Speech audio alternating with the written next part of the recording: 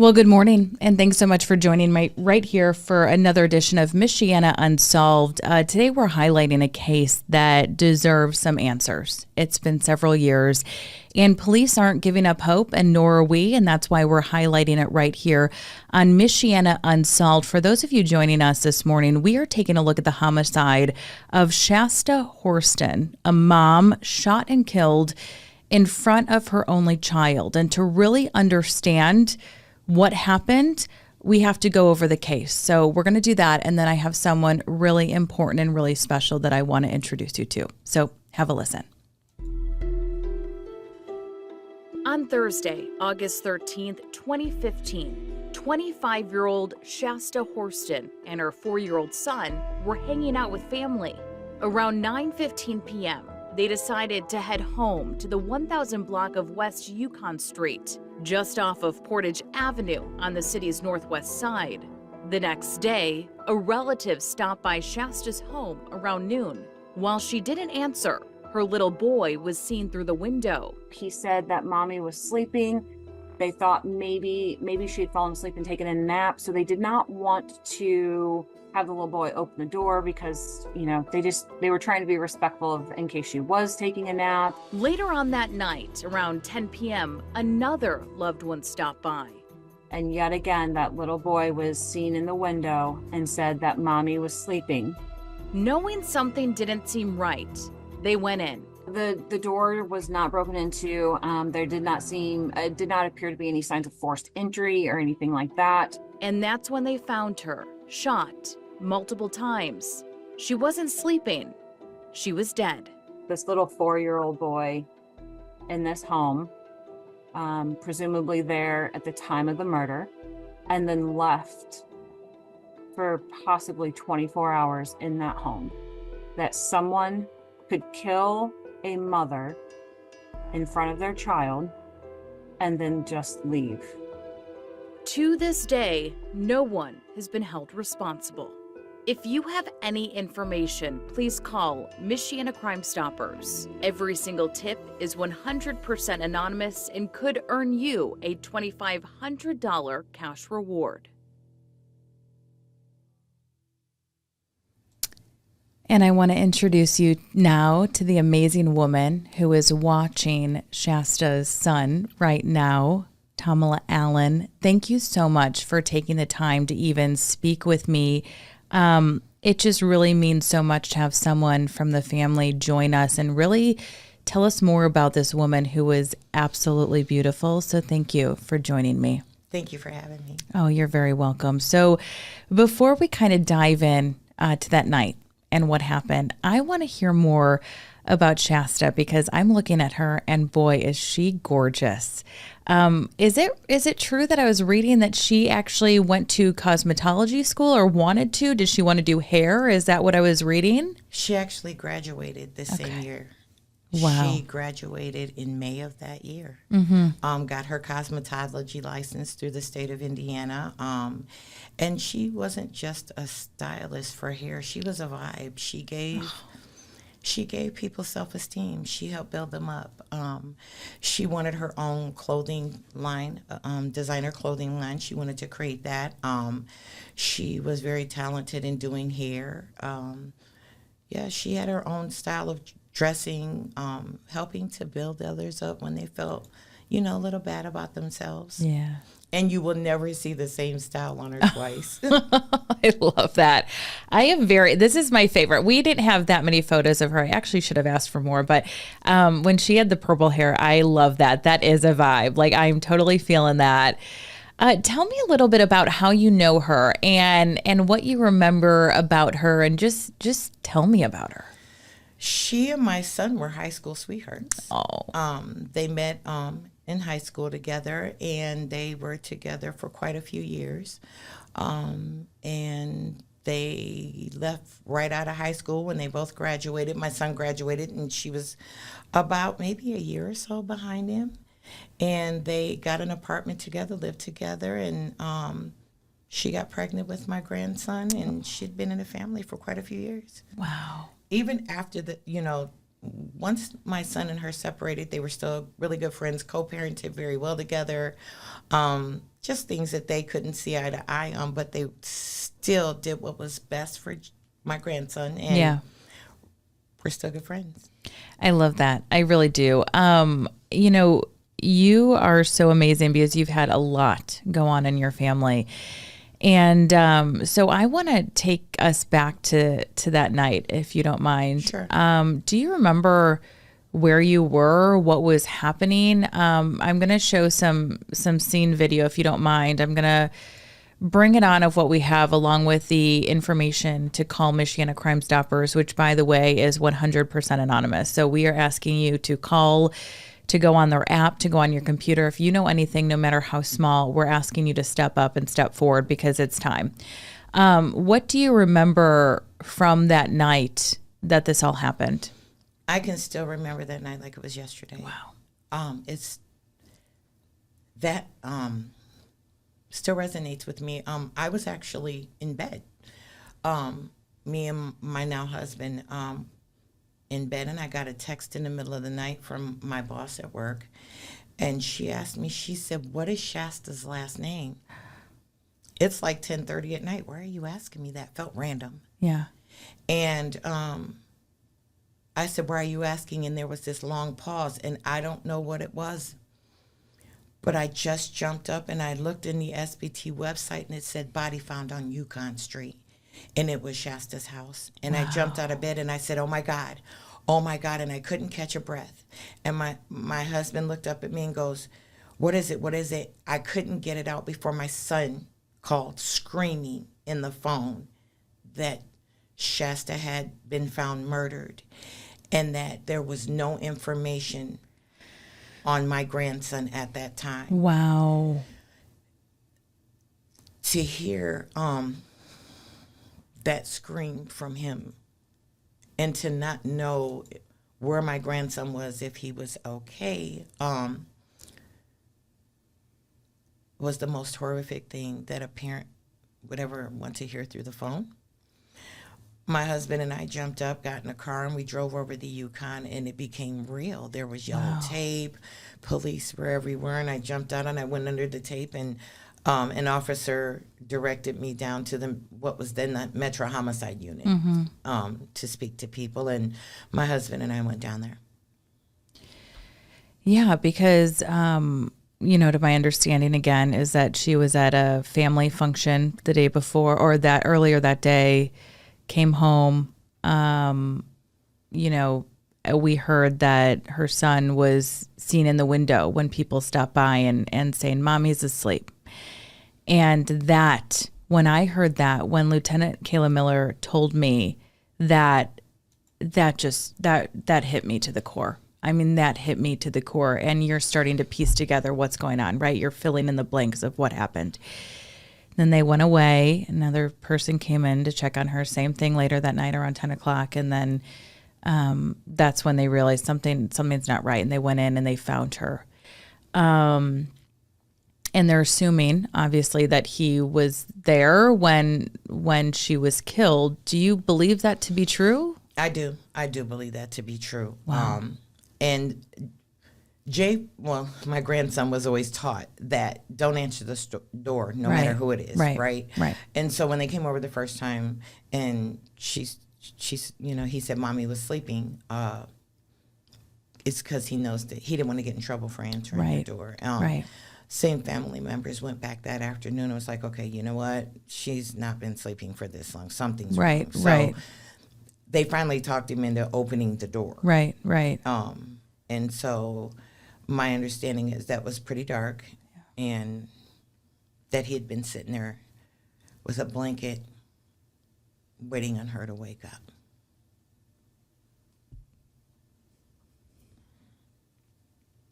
That's going to make me cry.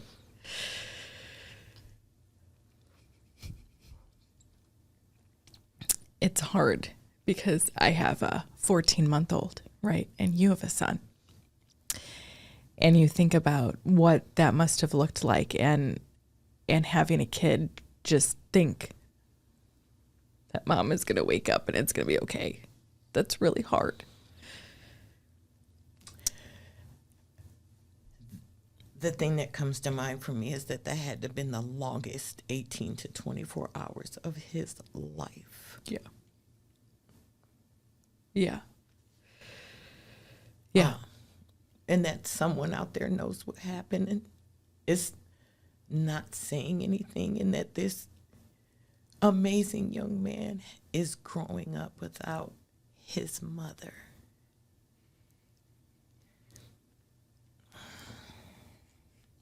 Yeah. And that family members and friends are missing out on one of the most beautiful, spirited, talented, gorgeous, amazing young ladies.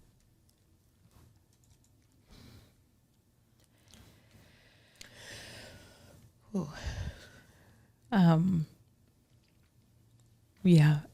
And I asked Lieutenant Miller, I said, was there any, did it look like someone forced their way in? And she said it didn't, which leads them to believe that they know her, right? This isn't random.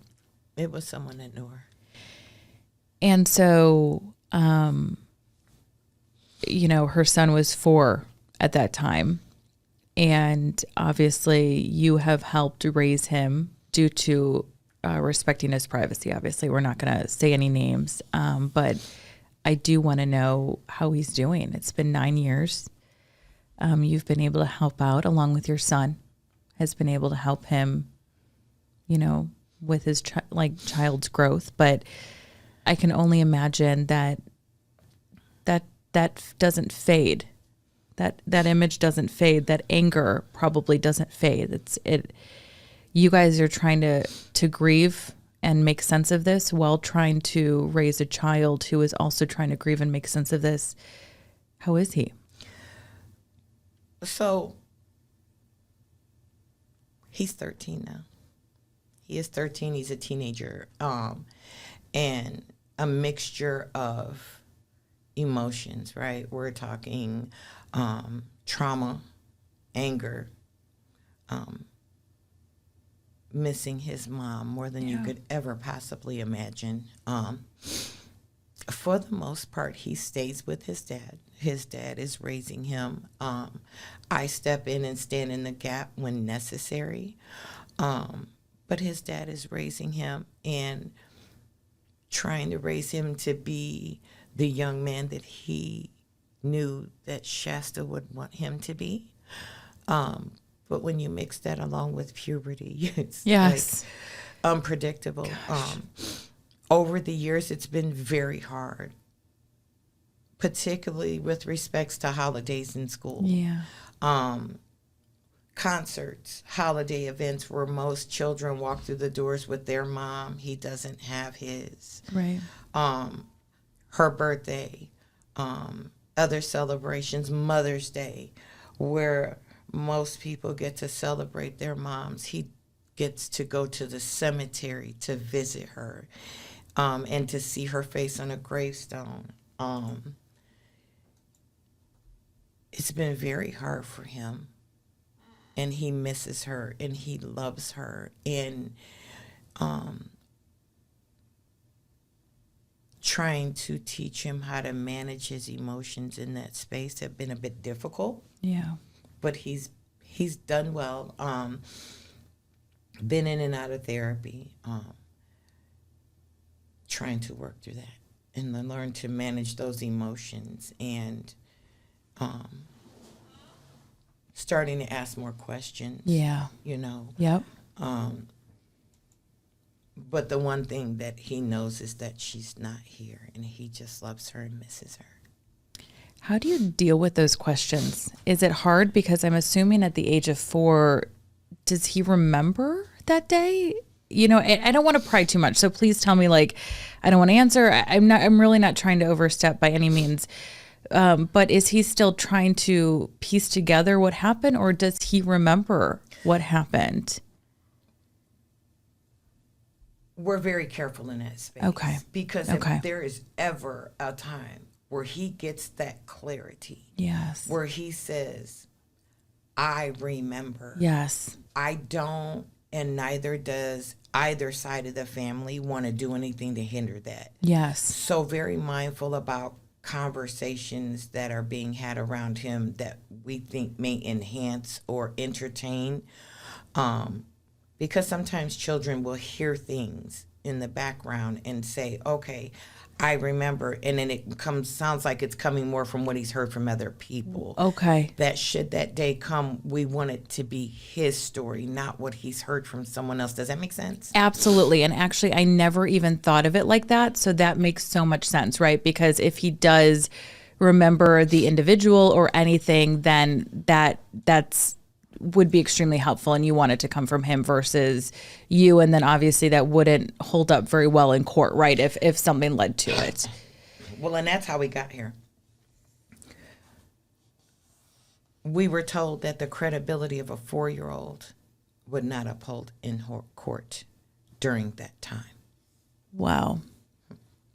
Yeah, I will leave my opinions out of that. So, however, they didn't think that the information he provided was credible. Interesting. Deeply heartbreaking. And of course, even though we, our family members, whether it's Shasta's side of the family or our side of the family, we couldn't be told what he shared. I mean, it's an open investigation, well understood, and don't want to do anything to make assumptions, allegations, or do anything to taint that. But we've honored that along the way, where we don't want to do anything to taint it should that day come where he's saying, this is what happened. Right. You know, his father has been very forthcoming in, yes, this is what happened to your mom, but no discussions of the who of it all, suspicions, any of that. One of the biggest challenges is, and I say this freely, is that grief is grief. You don't just move past it. It's not something that you get over. Nope. It's something you learn to live with. Yes. And his dad is working diligently along with a host of other family members on both sides to show him how to live with that grief. Trying to show him how to live with it in a healthy manner, right? Absolutely.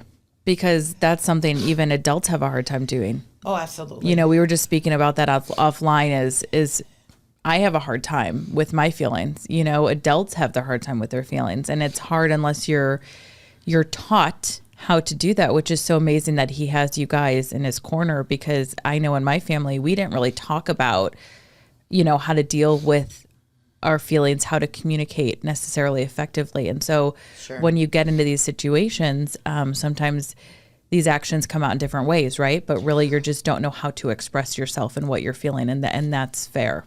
Another thing that's been fairly unpredictable over the years is we're not sure what he's seen. Right. We don't know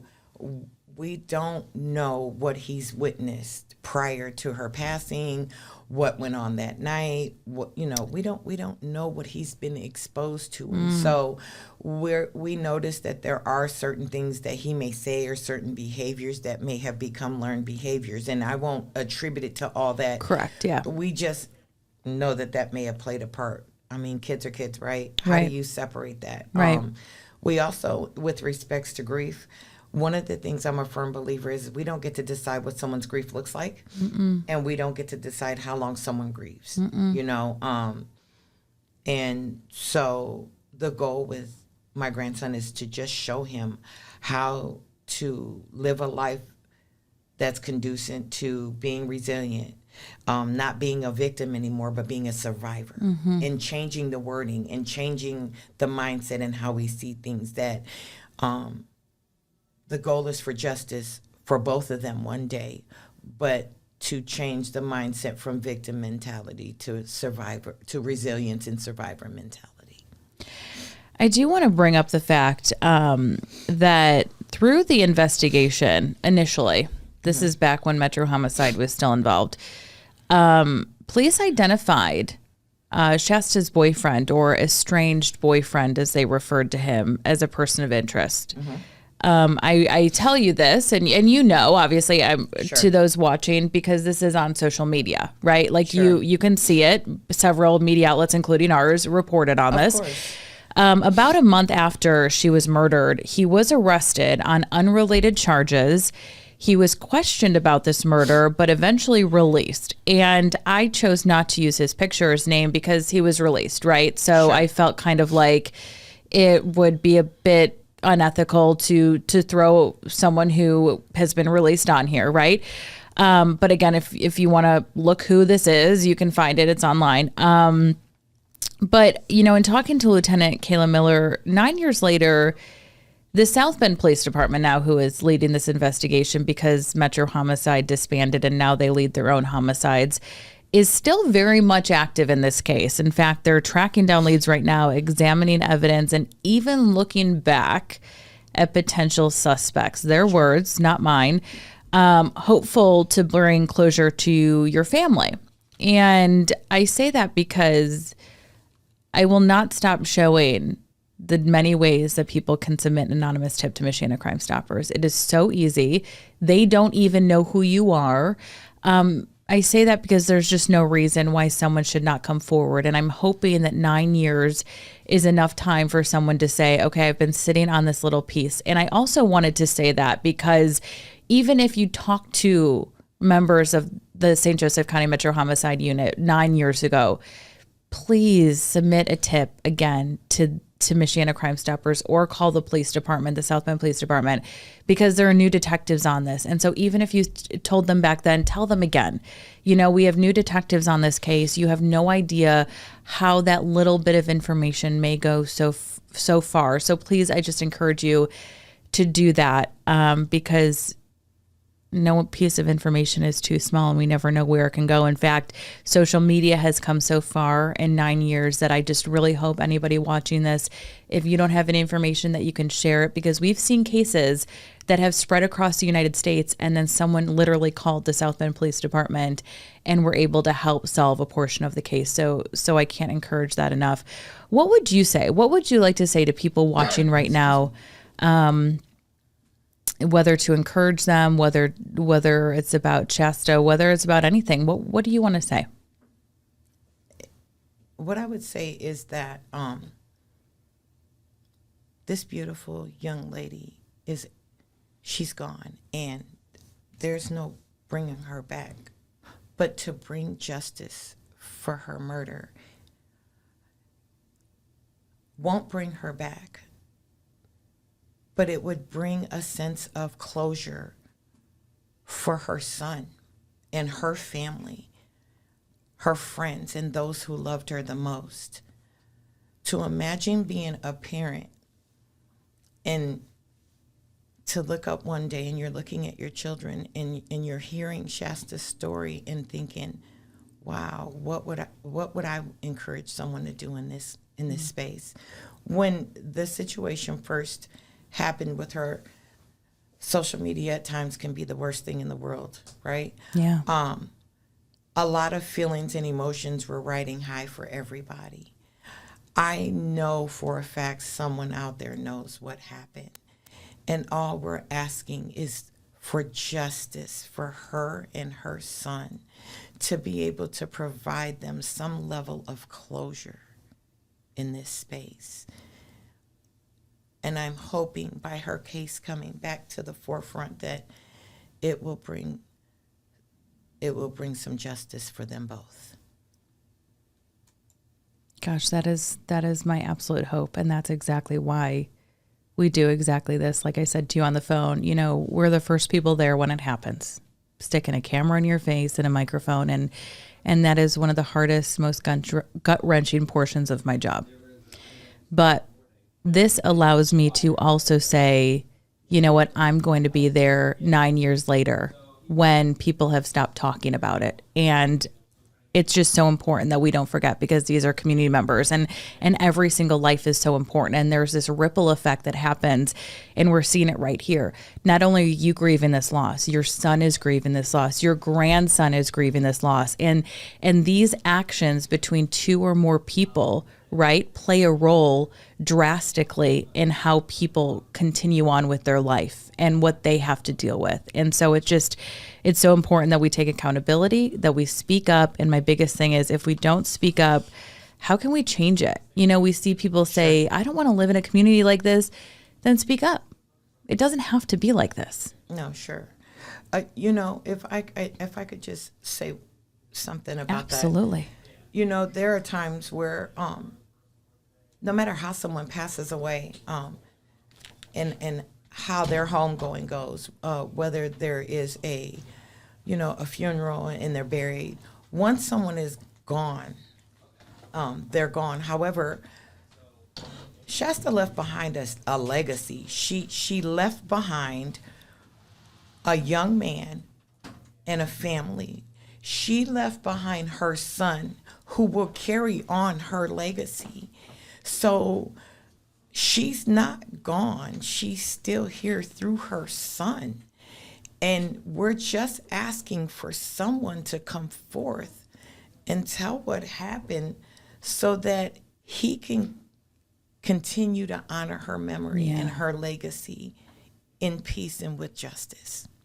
And I don't know if that makes any kind of sense. It makes 100% sense. It's perfect. It's perfect.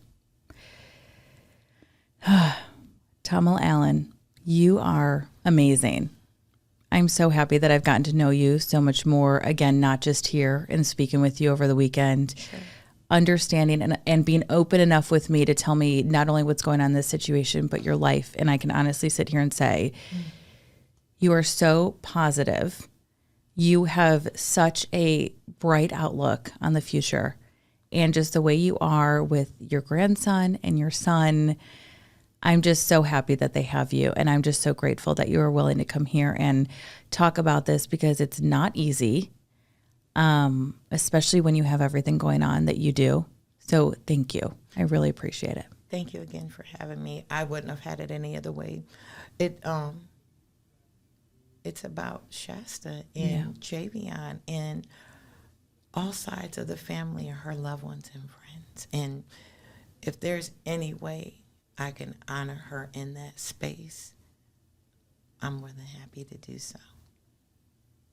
Well, thank you very much. Is there anything else you would like to add before we go?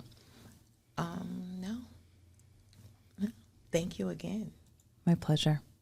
And one last time, I'm going to bring this up.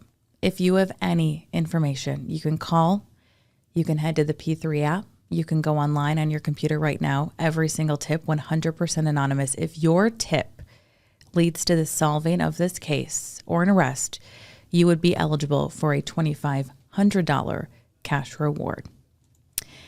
And that for today is Michiana Unsolved. I'm Christine Horston. We will see you again next week with a brand new case. Thanks for joining us.